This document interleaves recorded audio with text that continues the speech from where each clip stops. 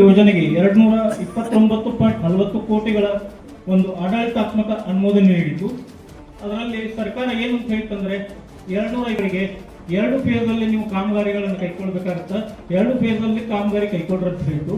ಅದರಲ್ಲಿ ಈ ಒಂದು ಮೊದಲನೇ ಫೇಸ್ಗೆ 139 ಕೋಟಿಗಳ ಒಂದು ಟೆಂಡರ್ ಅನ್ನು ನಾವು ಕರೆದು ಅದರಂತೆ ಗುತ್ತಿಗೆದಾರನ್ನು ಸಹ ಫೈನಲ್ ಮಾಡಿ ಜೈನ್ ಶೆಟ್ಟಿ ಕನ್ಸ್ಟ್ರಕ್ಷನ್ಸ್ ಕಂಪನಿಯವರಿಗೆ ಒಂದು ಗುತ್ತಿಗೆಯನ್ನು ವಹಿಸಿಕೊಳ್ಳಲಾಗಿದೆ. ಈ ಒಂದು ಗುತ್ತಿಗೆ 18 ತಿಂಗಳ ಕಾಲಾವಕಾಶದೊಂದಿಗೆ 11 ಕೆರೆಗಳನ್ನು ತುಂಬುವ ಒಂದು ಯೋಜನೆಯನ್ನು ಅವರಿಗೆ ನೀಡಲಾಗಿದೆ.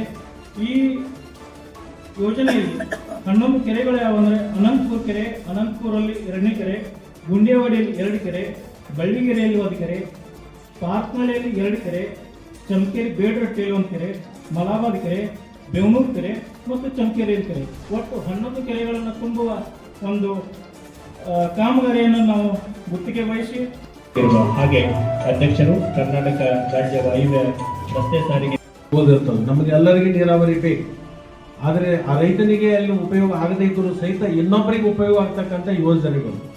ಈ ಪೈಪ್ಲೈನ್ ಬರ್ತಕ್ಕಂಥದ್ದು ನಮ್ಮ ಹುಲುಗುಬಾಳಿಯಿಂದ ಕೊನೆ ಅನಂತಪುರವರೆಗೆ ಪೈಪ್ಲೈನ್ ಬರ್ತದೆ. ಯಾವುದೇ ಜಮೀನ್ದಾಗ ಆದರೂ ಸಹಿತ ಅದಕ್ಕೆ ನೀವು ರೈತರಾಗಿರ್ತಕ್ಕಂಥವ್ರು ನೀವು ಸಹಕಾರವನ್ನು ಕೊಟ್ಟಾಗ ಈ ಯೋಜನೆಗಳು ಪೂರ್ಣ ಆಗಲಿಕ್ಕೆ ಸಾಧ್ಯ ಆಗ್ತದೆ. ಅದಕ್ಕೆ ನೀವು ಎಲ್ಲಕ್ಕೂ ಸಹಕಾರ ಕೊಡಬೇಕು. ಆ ಹುಲುಗುಬಾಳಿ ಭಾಗದಲ್ಲಿ ಏನೋ ತೊಂದರೆ ಬಂದರೂ ಸಹಿತ ನಾನು ರಾಜೀವ್ ಕಾಯ್ದೆ ಅವ್ರು ಬಗೆಹರಿಸ್ತೀವಿ. ಈ ಕಡೆ ಒಣಬೇಸಾಯ ಇದೆ, ಈ ಕಡೆ ಭಾಳ ಸಮಸ್ಯೆ ಆಗೋದಿಲ್ಲ. ಅಲ್ಲಿ ನೀರಾವರಿ ಇರೋದ್ರಿಂದ ಬೆಳೆಗಳಿರೋದ್ರಿಂದ ಅಲ್ಲಿ ಸ್ವಲ್ಪ ಮಟ್ಟಿಗೆ ಅಲ್ಲೆಲ್ಲ ಒಂದು ಮತ್ತು ತೆಲಸಂಗದಲ್ಲಿ 1, ಸೌದಿ ಗ್ರಾಮದಲ್ಲಿ 1, ಸಂಕೋನೋಟಿ ಗ್ರಾಮದಲ್ಲಿ 1, ಅದರ ಜೊತೆಗೆ ಪಾರ್ಕ್ನಳ್ಳಿ ಹತ್ರ 1. ಇನ್ನೂ 3 ಸ್ಟೇಷನ್ಗಳ ವಿದ್ಯುತ್ ಒಂದು ಪ್ರಸರಣ ಸ್ಟೇಷನ್ಗಳಿಂದ 110 ಕಿಲೋವಾಟ್. ಈಗಾಗಲೇ 3 ನಾವು ಟೆಂಡರ್ ಕರಿತೀವಿ, ಇನ್ನು 3 ಟೆಂಡರ್ ಕರಿಬೇಕಾಗಿದೆ. ಇನ್ನು ಎಲ್ಲೆಲ್ಲಿ ನಮಗೆ ಸ್ಟೇಷನ್ಗಳು ಬೇಕು ಅದನ್ನು ನಾವು ಚಾಲನೆ ಕೊಡುವಂಥ ಕೆಲಸಕ್ಕೆ ಕೈ ಹಾಕಿದ್ದೀವಿ.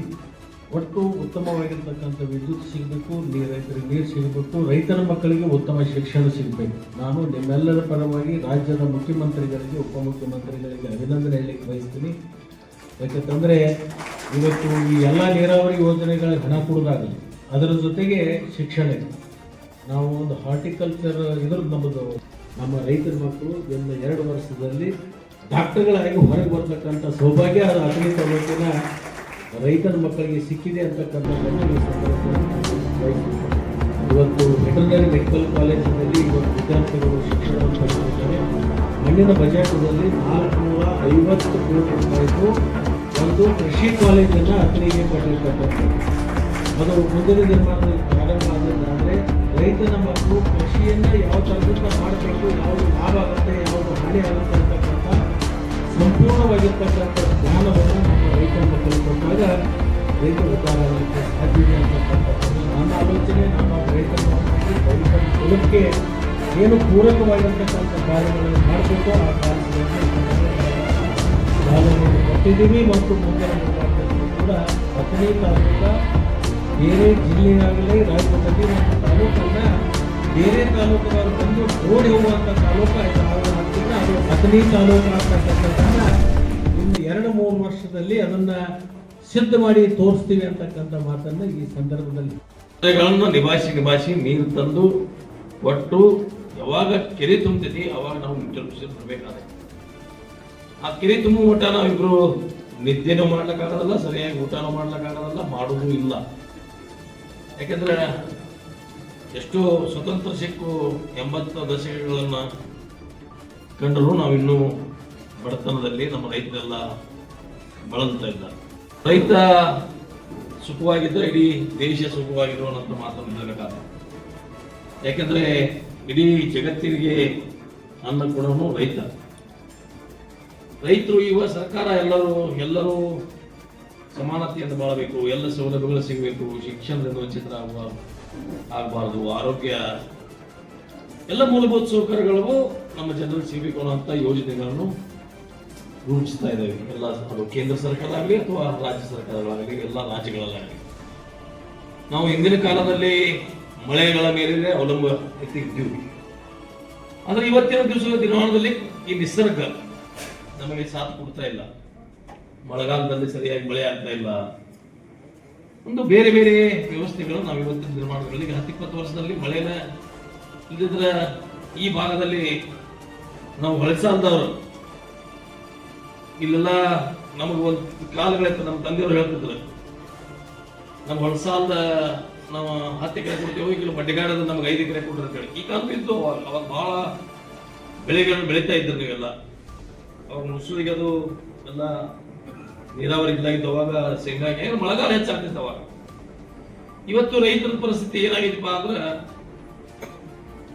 ರೈತರ ಪರಿಸ್ಥಿತಿ ಇಷ್ಟೊಂದು ಕೆಳಮಟ್ಟದಿಂದ ನಮ್ಮನ್ನು ನೋಡ್ತಾ ಇದ್ದಾರೆ ಎಲ್ಲ ಸಮಾಜದಲ್ಲಿ. ಇಡೀ ದೇಶಕ್ಕೆ ಅನ್ನ ಕೊಡೋ, ಆದ್ರೆ ಒಂದು ವರ್ಷ ನಾವು ರೈತರ ಸರ್ಕಾರ ಹೊಲ್ದಾಗ ಹೋಗ್ಲಿಲ್ಲ ಅಂದ್ರೆ ಇಡೀ ದೇಶದ ಏನ್ ಪರಿಸ್ಥಿತಿ ಆದ್ಯತೆಯನ್ನು ನಾವು ಊಹೆ ಮಾಡ್ಕೋಬೇಕಾಗುತ್ತೆ. ಇಡೀ ಅನ್ನ ಬೇಕಾದ್ರೆ ನೋಡಿ 1,000 ಕೋಟಿ ಅದಾವು, ಒಂದು ಕ್ವಿಂಟಲ್ ಬೆಳ್ಳಿ ಐತಿ, ಒಂದು ಕ್ವಿಂಟಲ್ ಬಂಗಾರ ಐತಿ. ಆದ್ರೆ ಅನ್ನ ಇರಲಿಲ್ಲ ಅಂದ್ರೆ ಏನ್ ಪರಿಸ್ಥಿತಿ ಆದಿತ್ತು ನಮ್ದು ಅನ್ನೋದು ನಾವೆಲ್ಲ. ಅದಕ್ಕೆ ಎಲ್ಲದಕ್ಕಿಂತ ಶ್ರೇಷ್ಠ ಇವತ್ತು ಜಗತ್ತಿನಲ್ಲಿ ಎಲ್ಲ ಅಧಿಕಾರಿ ಎಲ್ಲದಕ್ಕಿಂತ ಶ್ರೇಷ್ಠ ಯಾಪ ಅಂದ್ರೆ ನಮ್ಮ ರೈತರು ಅಂತ ನಾವು ಒಪ್ಕೊಳ್ಬೇಕಾಗುತ್ತೆ.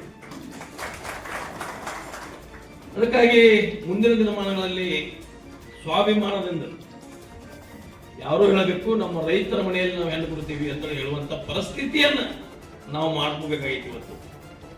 ಇವತ್ತು ಫಲವತ್ತಾದ ಭೂಮಿಗಳಿದಾವೆ,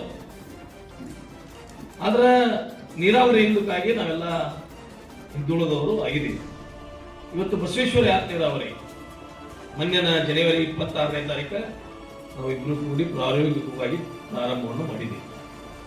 ಈಗ ಇನ್ನು ಮತ್ತೊಂದು ಮೋಟ್ರ್ ಕುಡಿಸಿದೀವಿ ನಾವು. ಮೊನ್ನೆ ಅದನ್ನು ಆದ ಬಳಿಕ ಆದ 8 ದಿನದಲ್ಲಿ ಮತ್ತೊಂದು ಮೋಟ್ರ್ ಕುಡಿಸಿದೀವಿ. ಇನ್ನು 2 ಮೋಟ್ರ್ ಸಹಿತ ಈಗ ತಿಂಗಳಲ್ಲಿ ನಾವು ಅದನ್ನು ಕುಣಿಸ್ತಾ ಇದ್ದೀವಿ. ಇವತ್ತು 5 ಮೋಟ್ರ್ ಕುಣಿಸಲ್ಲಿ 4 ಜೂನ್ಗೆ ಯಾವುದೇ ಪರಿಸ್ಥಿತಿಯಲ್ಲಿ ನೀರನ್ನು ಪ್ರಾರಂಭ ಮಾಡ್ತೀವಿ. ಆದ್ರೆ ಅಕ್ವೇಟೆಡ್ ಕೆಲಸವನ್ನು ಬಹಳ ತ್ವರಿತಗತಿಯಲ್ಲಿ ಬಹಳ ಬಿಡುವುದನ